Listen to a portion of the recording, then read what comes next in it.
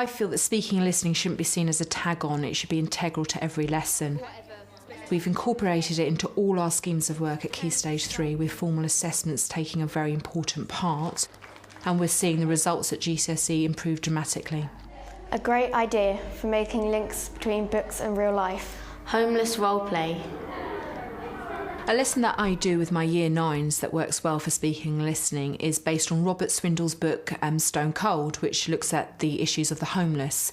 And a really nice way into the lesson is a tableau where you forewarn a couple of pupils and they take on the role as the homeless people, and then pupils in pairs brainstorm some ideas around why they might be homeless and what feelings are evoked from looking at the scene. On your desk in front of you, you've got a whiteboard, and in your pairs, I'd like you to think about some ideas that you have in looking at this scene about the homeless.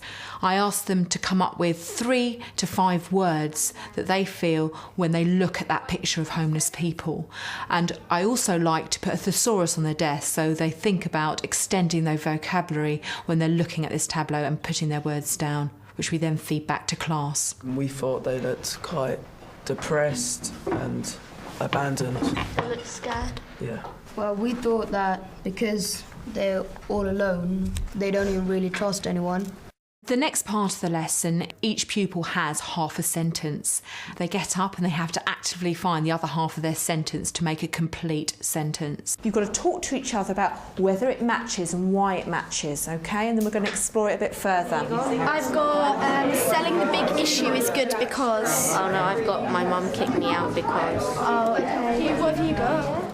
I think it's really important to get pupils out of their seats and speaking and listening, because then they are not passive listeners, they are actually having to be very active and talking about why they've found each other and why that sentence goes together. It means that every single pupil in that lesson is involved. Selling the big issue is good because... It's a way of making a small amount of money each week which buys food.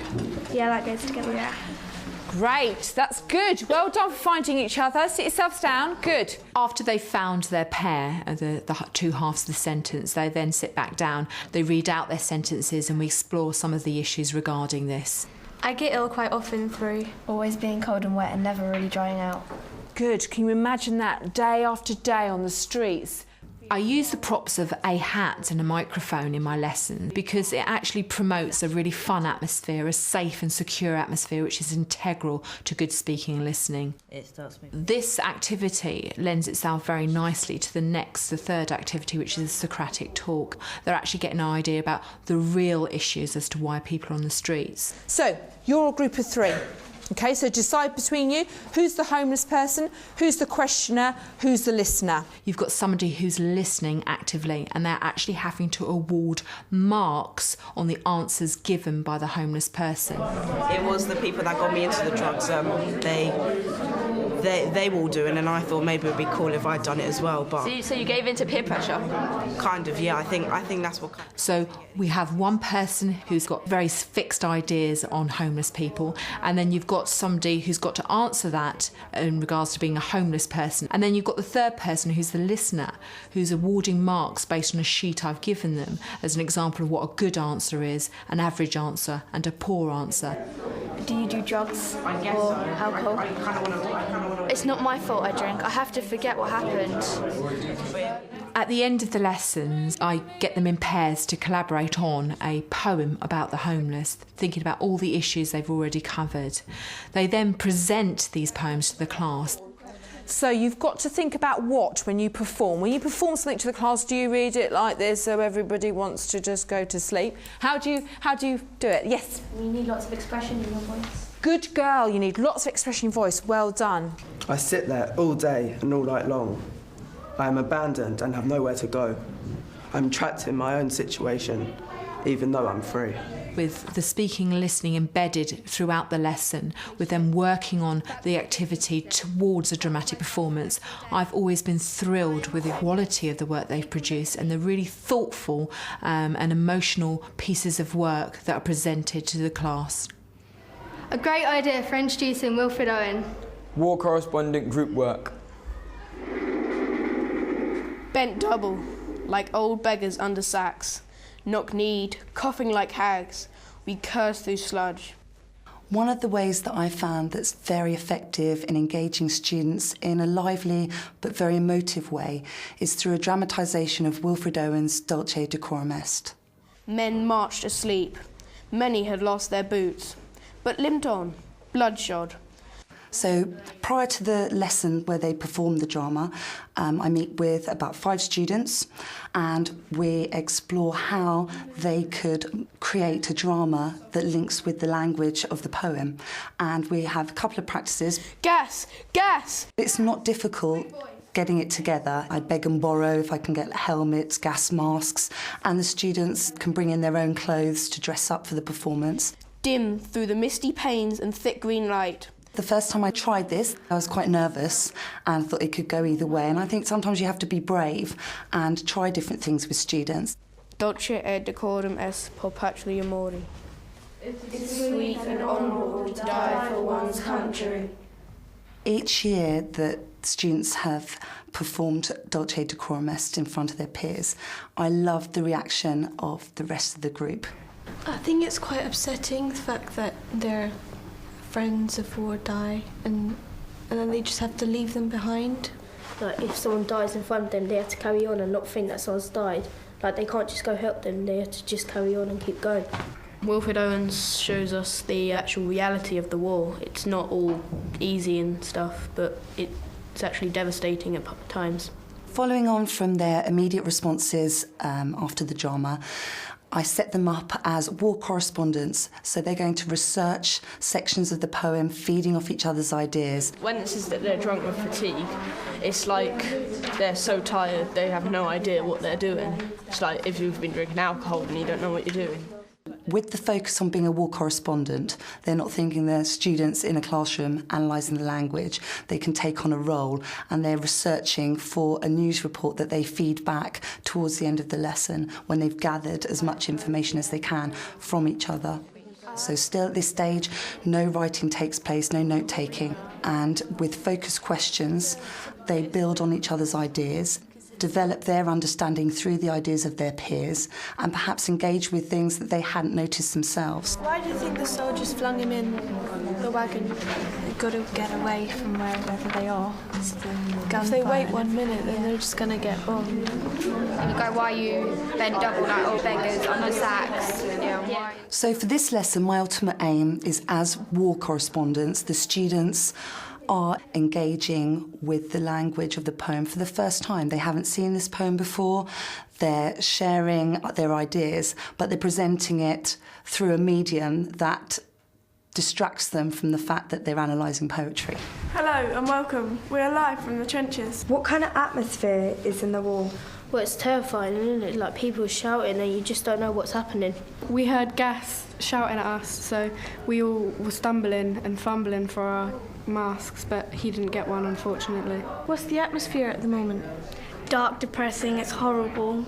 Part of my assessment for learning on how the students have understood and engaged with the poetry from this lesson, we have a fronter system at schools, an intranet, where we can have online discussions like Facebook, MySpace, Twittering, and the students have a nice way of commenting on what they've learned, and I can monitor the discussions that are going on. A great idea for exploring tone and expression. Creating group stories. Year 7s don't realise what a key skill speaking and listening actually is, because it's a skill that we take for granted, that we use in everyday life. A lesson that works really well for me with my Year 7s is that we make group stories. The first thing we do is they are given a sequence of speaking and listening levels from levels 3 to 7, and they have to define what is a level 3, 4, 5, 6 and 7. I think maybe that one goes there. Okay. Because it is quite difficult to engage the attention of someone. Yeah. Mm-hmm. That one level 4, and then that one level 3. They get to see what skills they need to build upon getting up to a level 7, and it helps them focus on key words with what they need to do in order to improve. Now, this leads us on to our next task. As you can see, you have a sheet in front of you. Can you all see this? Yeah. What I would like you to do is, working with your partner, one of you is going to be the director, And the other is going to say the speech aloud. I use 2 extracts. One extract's the incantation of the witch's spell from Macbeth, and I also use an extract from the Winston Churchill speech. It helps them, really pick out what's a key word and why. Why should I express this word and, maybe use a softer tone for another. So it gets them thinking. Phillips of a funny snake in a cauldron boiling bait. It should be like more mysterious. It's like you're a witch and you're making like a bad potion or something. For the main part of a lesson, I divide them into groups of 3 to make up a group story. One of you is going to be in charge of the beginning, the other the middle, and the other person at the end. You're not allowed to write. You have to speak and listen to each other. They're giving a black bag, which one person from the group of 3 has to choose an item from. I put anything that I can find around the house. I use a dress, a bottle, anything that can, be used to inspire them in order to make up a group story. Ooh! Ooh! Oh. What is it? It's a wig! But then she wanted to change it to some comfortable clothes and she left it in the changing room. And then somebody stole it. One day she was searching the street for scraps of food when she saw the silver shoes glistening in the sun. Next thing she knew, she heard a mouse squeak. Suddenly, she realised she was a filthy rodent. Pause there, okay, so what is she doing well and how could she improve? It could be like a fairy tale, like someone who had hair like that, sort of thing. Yeah. So it could go like, she had a hairdresser in the salon and she was bored of her hair, so she cut it off. And then next day, she woke up and she found it lying next to her. Your vocabulary, excellent. One day, glistening shoes, very nice, yeah? But I don't see any expression, especially when you said suddenly, right? Speed your pace up and, know when to speed up. So suddenly, pause and then continue, okay? So keep on practicing, guys. To ensure that there was active listening, I asked the pupils to use the mark scheme and, assess their peers, what they did well and what they needed to do in order to improve.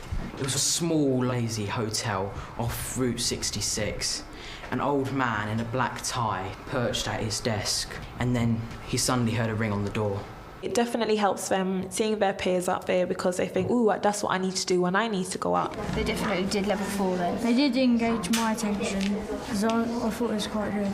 So using the mark scheme, they're able to identify, like, yes, that's varying, variety of tone of voice. Yeah, that's using, being very confident, and then they're able to go up and perform it and hopefully do as well, if not better. They talked confidently and they used a lot of facial expression, especially Ben.